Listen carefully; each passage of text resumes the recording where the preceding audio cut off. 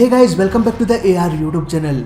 और अक्टूबर 2017 Airbus A320 150 passengers के साथ संघाई एयरपोर्ट से उड़ान भरने वाला था। एक एक करके सभी पैसेंजर्स प्लेन में सवार होने लगे।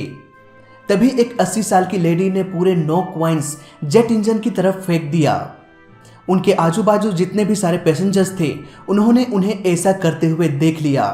फिर क्या था, तुरंत ही ग्राउंड क्रू को सूचना दी गई कि प्लेन में बहुत गड़बड़ी हो चुकी है। इन 9 कॉइन्स में से 8 कॉइन तो ग्राउंड में ही गिर गया, लेकिन इनमें से एक कॉइन इंजन के अंदर प्रवेश कर गया। दोस्तों, आपके जानकारी के लिए बता दूं कि एक छोटा सा सिक्का भी अगर जेट इंजन के अंदर घुस गया तो इसके इंजन के ब्लेड्स को भी डैमेज कर सकता है। और अगर एक बार ये ब्लेड डैमेज हो गया तो समझो कहानी खत्म। एक टूटा हुआ ब्लेड दूसरे ब्लेड को तोड़ने की कोशिश करेगा और इसी तरह से एक एक करके सारे ब्लेड्स डैमेज होते जाएंगे और इंजन बूम। इसीलिए इस एक कॉइन को निकालना बहुत ही जरूरी हो गया। अब यहाँ पर मेंटेनेंस टीम को बुलाया गया, पूरे इंजन को खोल के रख दिया गया और बारीकी से एक एक जगह चेक किया गया कि आखिर वो सिक्का कहाँ पर है।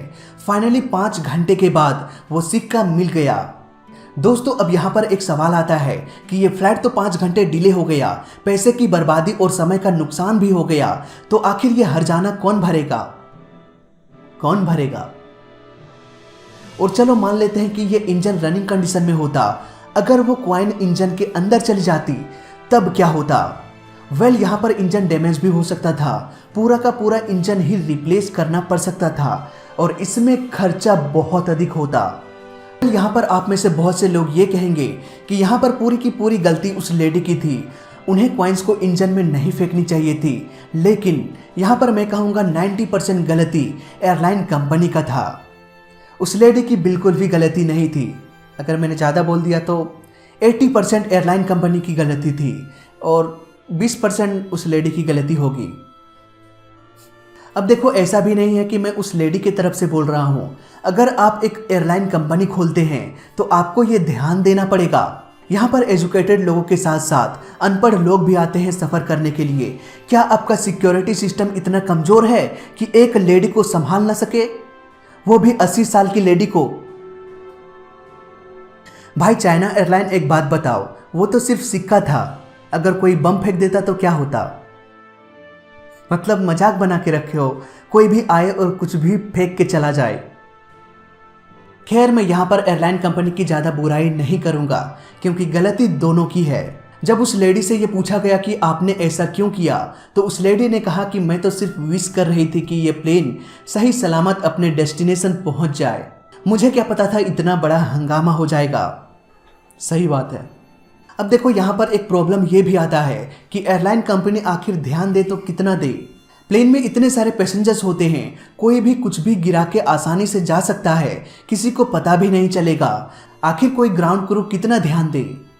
इंजन के स्टार्ट होने के बाद वो ऑब्जेक्ट आसानी से इंजन में स्टक हो सकता है और अगर वो ऑब्जेक्ट किसी ठोस मेटल का बना हो तो ये इंजन को डैमेज भी कर सकता है। इन सब समस्याओं को देखते हुए एयरलाइन कंपनी भी नए नए तकनीक लॉन्च कर रही है।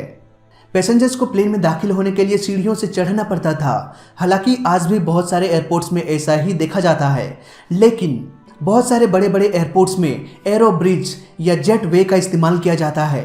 ये ब्रिज डायरेक्टली पैसेंजर्स को डोर तक ले जाएगा, ग्राउंड से उनका कोई भी संपर्क नहीं हो पाएगा और इस तरह से कोई भी अनवांटेड चीज़ ग्राउंड में नहीं जाएगा। सो फाइनली इस फेस कैम में अभी तक के लिए बस इतना ही। वीडियो अच्छा लगा तो लाइक कर देना, बुरा लगा तो डिसलाइक कर देना और दोनों ही केस में इस चैनल को सब्सक्राइब कर देना क्योंकि इस चैनल में सीखने के लिए बहुत कुछ है। तो मैं मिलता हूँ आपसे अगले वीडियो में, तब तक के लिए देखते रहिए और सीखते रहिए। जय हिंद, वंदे मातरम। अब देखो, मैंने फेस कैम कभी किया नहीं तो बहुत सारे कट्स आपको देखने को मिलेगा, इसीलिए ज्ञान पर ध्यान दो, कट्स पर नहीं। जय हिंद।